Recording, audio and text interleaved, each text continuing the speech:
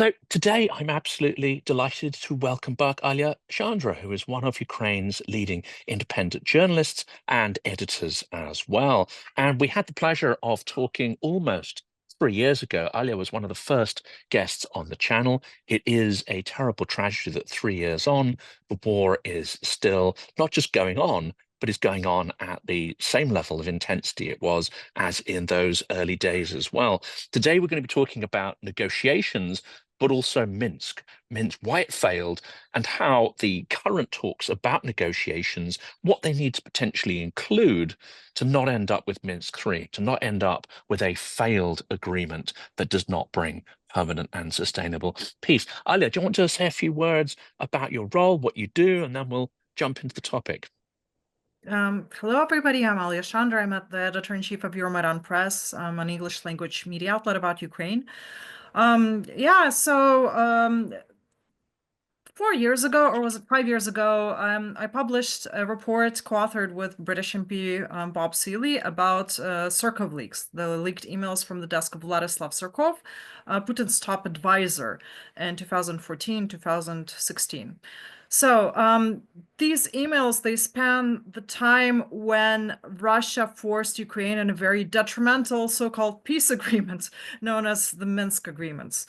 And they detail in great depth the strategies with which Russia has tried to undermine Ukraine over all of these years. So as rhetoric today and political analogies are being made to a peace deal with Russia, not repeating the Minsk agreements, the failed Minsk agreements, I think it's crucial for everybody to understand what happened during these agreements, why they were signed, how Ukraine was forced into them, and how it let Russia prepare for this full-scale war that we are all suffering from. And could we, before we dive into Minsk and the reasons it failed, could we explain a little bit about who Vladislav Surkov is? Because he was a key figure at the time of the invasion of Crimea and Donbass, and indeed a key architect of Putin's not just foreign policy, but this entire sort of hybrid regime that was created. And that leak you referred to, it'd be great to know what sort of stuff was in there, who leaked it, and why it's so important. Right. So, known as the Great Cardinal of the Kremlin, Vladislav Surkov was one of the architects of Putin's regime, but also an architect of Russia's hybrid war, so to speak, a general of Russia's hybrid war in Ukraine after the start of the war in 2014. So, what Surkov is known for is engineering sort of hybrid reality, a virtual reality, in which the viewers are compelled to make choices against their will. So basically, what Surkov was seen doing in Ukraine was employing the strategies of reflexive control, where people are tricked into making choices that are actually advantageous for their opponents. So, and what he did in Russia was engineer this controlled democracy regime, where in words it's a democracy and elections are held, but in fact it is a dictatorship under the guise of a democracy. So he helped construct this illusory reality of a democracy while actually Putin maintains control. And what he was trying to do in Ukraine was fabricate this appearance of a pro-Russian uprising of puppet republics, and also fabricate broad pro-Russian movement after Euromaidan. So this was done in very intricate ways by engineering virtual reality, really, by employing bribed politicians, by employing fake bribed NGOs, by running paid-for stories in media outlets. And this is all done in a coordinated campaign to engineer the appearance of broad pro-Russian sentiments in Ukraine. And so, I mean, this is basically, this is one of the ways that Russia runs hybrid war. It's warfare that is directed at subverting its opponents, but without overt kinetic warfare. So this is what Surkov was doing in Ukraine. He was trying to bring Ukraine back into the Kremlin's orbit without launching a full-scale invasion on all of Ukrainian territory, while just maintaining occupation of Crimea and a frozen conflict in Donbass. And of course, he engineered the appearance of of the puppet republics. He engineered the appearance of so-called independent republics in Ukraine's east that were actually puppet republics of the Kremlin. So like maintaining this Kremlin grip on its statelets in eastern Ukraine that were passing away as rebels against the Ukrainian government, that was one of his tasks. And apart from Ukraine, he also maintained Kremlin control over the occupied territories in Georgia. So himself coming from Georgia, his real name is Georgian. He probably from his childhood saw how the Kremlin maintained control. Yeah. What's fascinating as well, and this is a little bit of a sideshow because I know we're going to mainly talk about Minsk, but one of the intense, it seems, a lot of the media focus has been on this so-called deal for rare earth minerals, etc. And of course, that is a tremendous worry that the US is trying to extort Ukraine in return for peace, maybe even some kind of deal to divide up the resources of Ukraine with Russia. But there's another aspect to it which concerns me, which is that Russia is clearly pushing to have Zelenskyy removed, and it's now got the US to repeat some of those talking points, not just Trump, but many within his orbit and the sort of podcast sphere that helps create that version of reality that they swim in.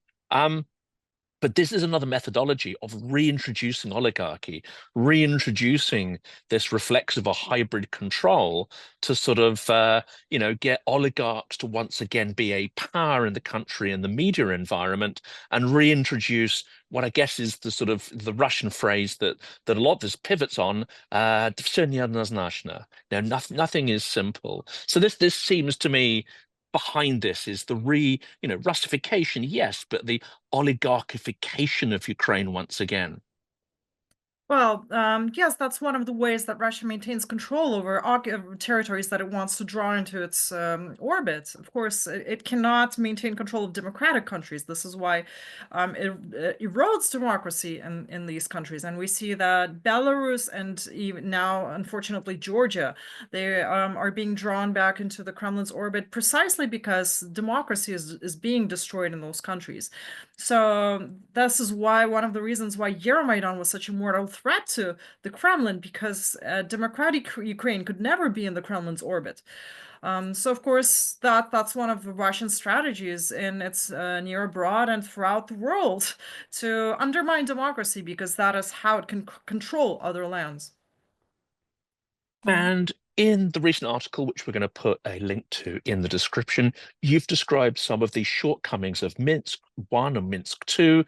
It seems clear from the Surkov leaks that actually those processes were never designed to create permanent peace, but were designed to destabilize Ukraine, divide it, and allow the Russians to, move to the next stage of its strategy, which is, arming, we now know, for full-scale invasion.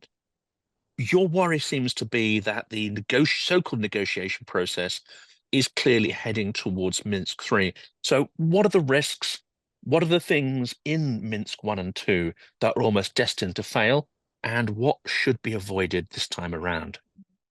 So paradoxically, this peace deal that was applauded in 2015 by European powers, it led to the breakout of the largest European war since World War II. And precisely this time that was declared, that was described as peace between 2015 and 2022, it gave Russia a chance to rearm. It gave a chance for Russia to fortify the occupied territories and use them as launch pads for the full-scale invasion of Ukraine. This is all the time that was celebrated as peace. It's important to understand that this was their design, basically. By passing off as peace agreements, they were actually designed to to give Russia a chance to achieve its goals. First, well, we see this in the leaked emails of Vladislav Surkov. Let's recall how the agreements were signed. So in 2014, as you remember, Euromaidan happened in February.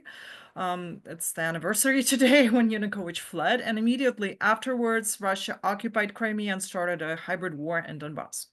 So immediately, with the help of irregular units such as Wagner, actually, we now know that Wagner was a crucial part of Russia's strategy to fabricate this war in eastern Ukraine. So, but by June 2014, Ukraine started getting the upper hand. They were starting to advance in these Russia separatist-held regions, and President Poroshenko sent a peace proposal.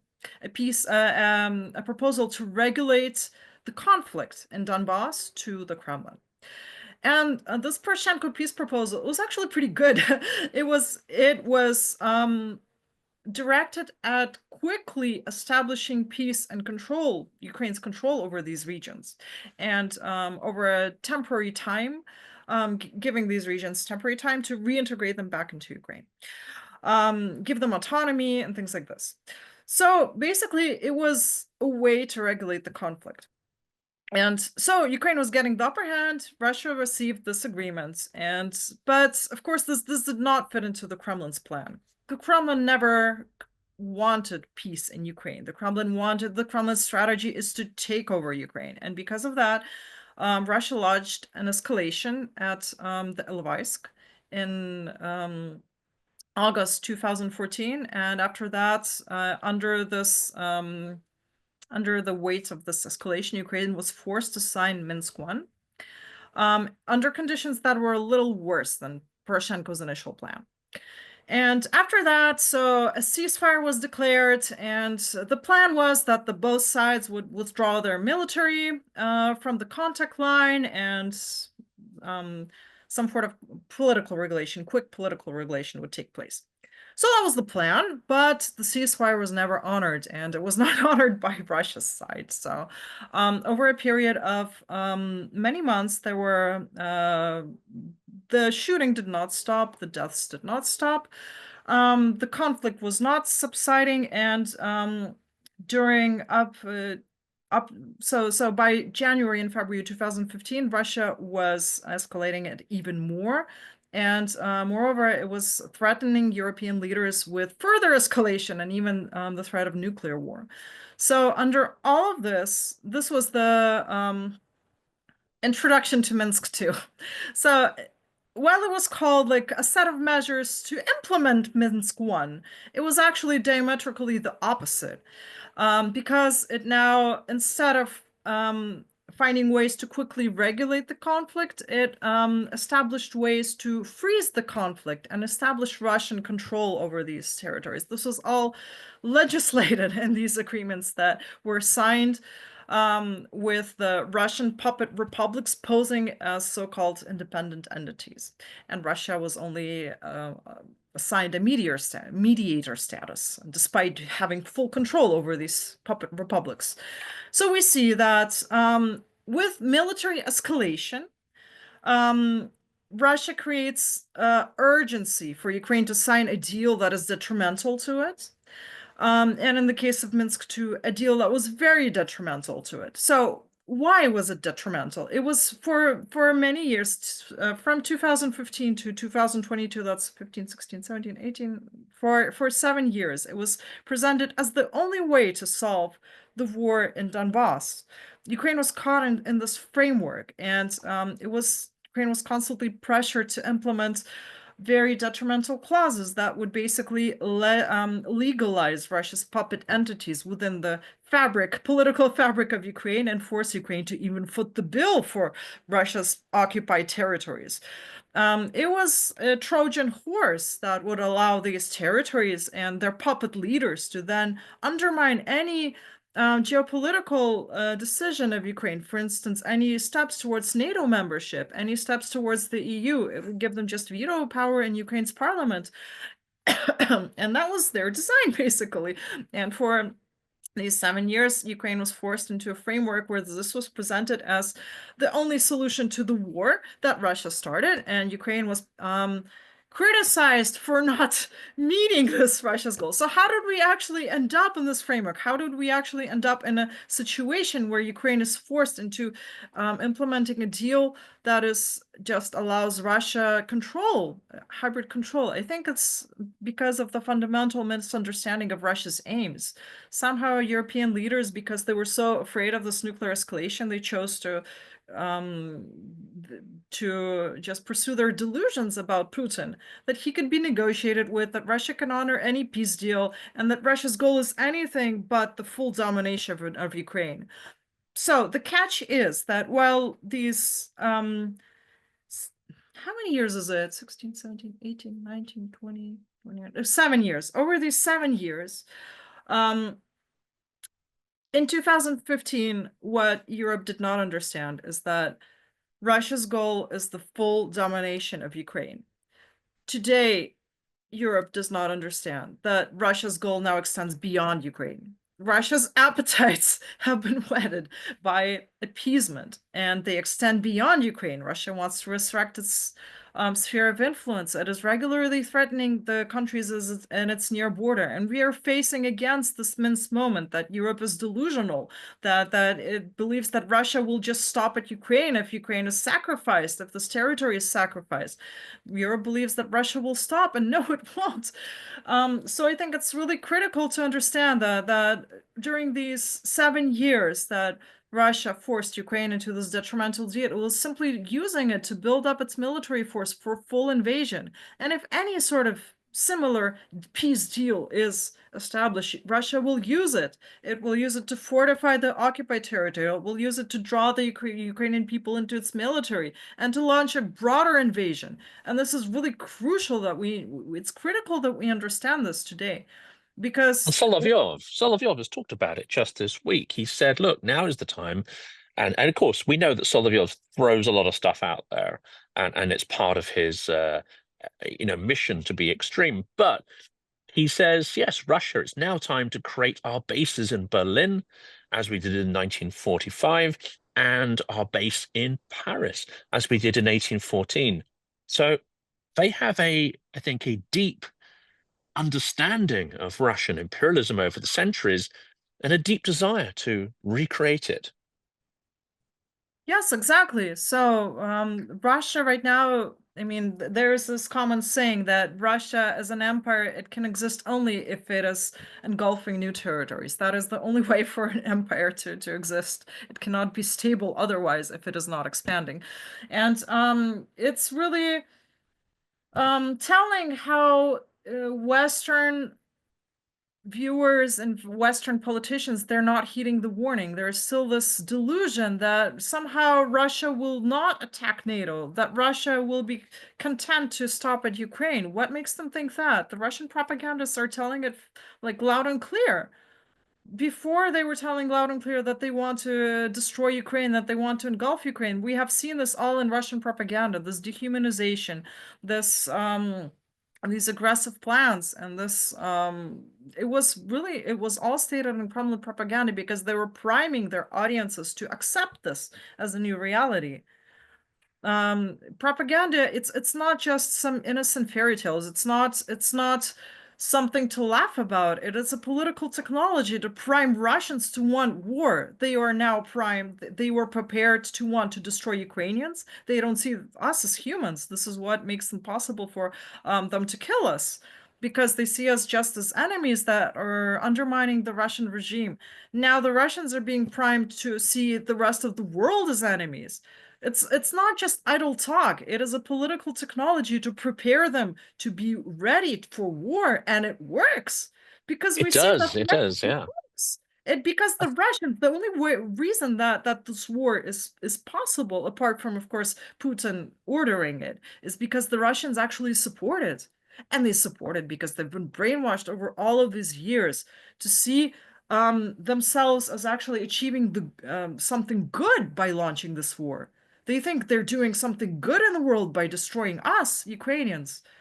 See, so I mean, I think when Western politicians should take very seriously these claims by Russian propagandists, because first they were directed at Ukrainians and we were laughing about it. We were saying, haha, look at that idiotic Russian propaganda. What else can you expect from them?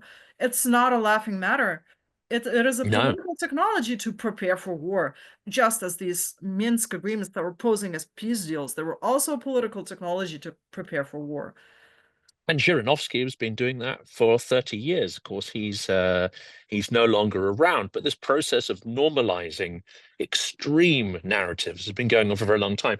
It seems to me there are three main mechanics of propaganda. And before we move back on to Minsk 3 and why that seems to be sort of forming now, the characteristics of it, it seems to me the main mechanics of propaganda are one, to test out ideas, especially extreme ideas, to see what's acceptable.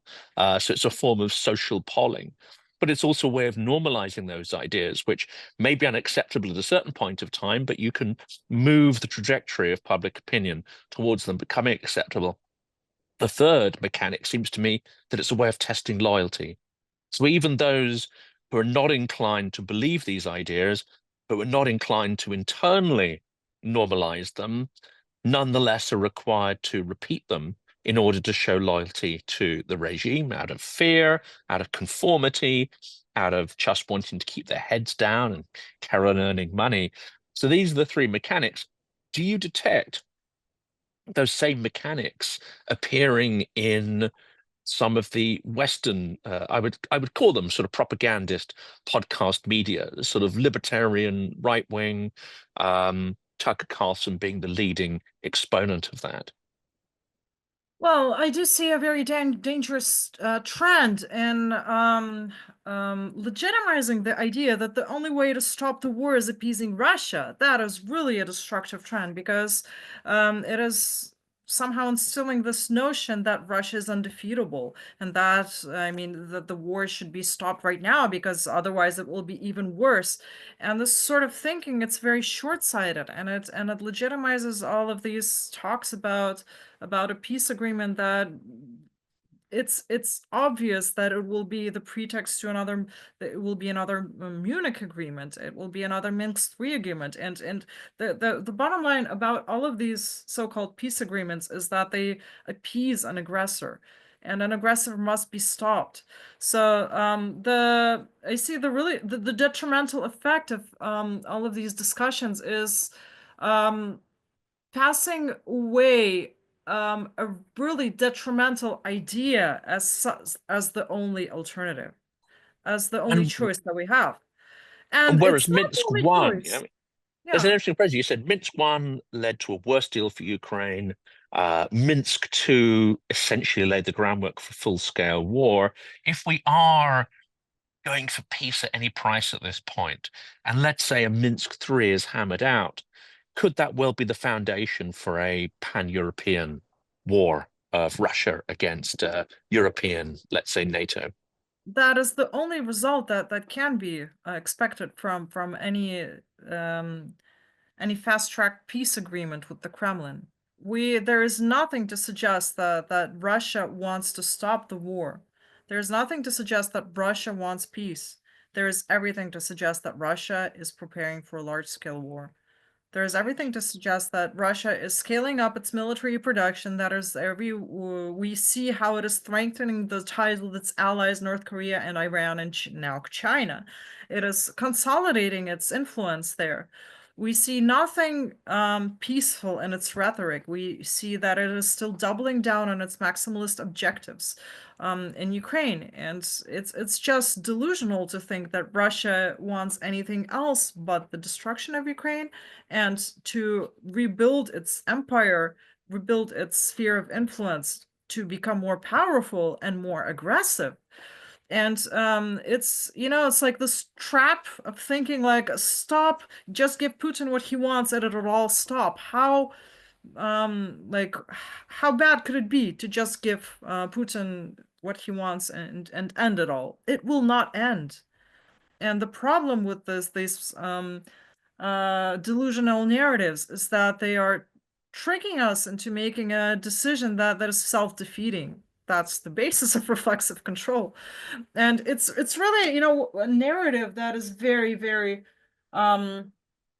very pernicious, is that Russia can't lose wars because it's so big and powerful. We actually see a lot of examples in history when Russia lost wars.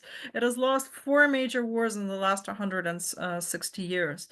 It has, and right now we see that its resources are not infinite. We see that it is having financial troubles. We see that it is running out of Soviet-era equipment. The only solution is not to sacrifice Ukraine. That is not the only solution to stop the war. The only real solution to stop the war is to help Ukraine win the war. And we see it when you know, like this, the largest trump card that Putin holds is his nuclear blackmail card. And it was effective in pushing Ukraine to sign Minsk II in 2015 because European leaders were pressured. With this nuclear blackmail. And it is still effective today. It is the main deterrent force that Russia uses to prevent the Ukraine's Western allies from supplying Ukraine sufficiently. But it's when we look at Ukraine's action, Ukraine is the only one that does not care for any nuclear blackmail. It is repeatedly violating every day Russia's red lines. And it's violating them today in Kursk.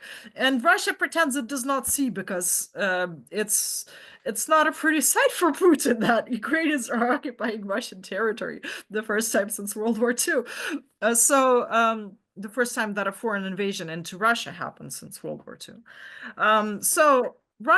While Ukraine violates Russian red lines that Russia has threatened will lead to nuclear use on a daily basis, Ukraine's Western allies are trembling in fear about a possible escalation that they will be forced to respond to. And you know, it's not like we're being massacred here every day, and the West is basically afraid that if Putin drops a nuclear bomb on Ukraine, that they will be forced to react. That is their fright. They're just afraid to stand up to this aggressor, and that's really disheartening for us Ukrainians here. And of course, we saw from Putin's actions last week, where he actually sent high incendiary devices which hit the protective shell of Chernobyl. He's already using this nuclear reflexive control. He's already using this nuclear threat. The challenge, it seems to me, is that he appointed Belousov not so much to reform the Russian military, but to perhaps figure out how he could squeeze all of Russia's resources to be turned towards the military, to militarize the economy. I think out of that process, he started to get information that, yes, resources are running low and that Russia cannot maintain this intensity of warfare in Ukraine, but also it needs to internalize and learn the lessons of new technological warfare. So I can see why he might push for Minsk III as a breather, as an opportunity to rearm. And whether that lasts for a year, 2 years, or 3 years, I can see why he would push for that. Do you also think he is trying to push the US into lifting sanctions and other means, which would then allow him to rearm more rapidly? We see every indication of that, and judging also by the lessons of Minsk too, we can expect that if any deal will happen, then Russia will push to have sanctions lifted. We remember how in Minsk too, the sanctions requirements were connected to Ukraine implementing these very detrimental steps that would basically legitimize this Russian Trojan horse within its political life. So the Western sanctions were connected to Ukraine implementing a very bad deal, not by Russia changing its behavior. And we see every indication that Russia will press the West to return to business as usual. And right now, basically, we see that a lot of countries, despite sanctions, their electronics are still ending up in Russian weapons, and this system of deterrence. Just yesterday, I listened to a message from one of our the military personnel that we're helping in Ukraine, because we fundraise for the Ukrainian military, he was saying that from like the drones that they shoot down, they're mainly foreign electronics in there. It's not Russian electronics, it's foreign electronics. So this system of technological deterrence, it's not working. During the Cold War, it was much more effective, but now in this world of free trade that we live in, they still trickle down to Russia and they allow Russia to rearm. So right now the sanctions aren't working anyway, and of course Russia will push to have them lifted altogether, and when it has such a pliable administration in the United States, it will be a very easy task for Russia. The last question here, because I know we're running sort of short on time. It seems that Zelensky's approval ratings have never dropped below 50% during wartime. At the moment, prior to Trump's major attack on him this week, they were at two polls had it at 57 and 63% respectively. Do you think these attacks are going to bring people around in support of Zelensky within Ukraine, not the opposite? And Zelensky is the only world leader who has publicly called out Trump's BS. And he didn't do it in an impolite way. He didn't do it in an attacking way. He may have shown some exasperation, but that's not surprising whatsoever. He simply pointed out that Trump is repeating misinformation and that much of that misinformation can be sourced from Russia or Kremlin-friendly narratives. That was seen as an attack on Trump. Do you think the courage that Zelensky's shown that he'll be able to carry that on through and resist pressure to sign a Minsk III, which would be severely detrimental to Ukraine's interests?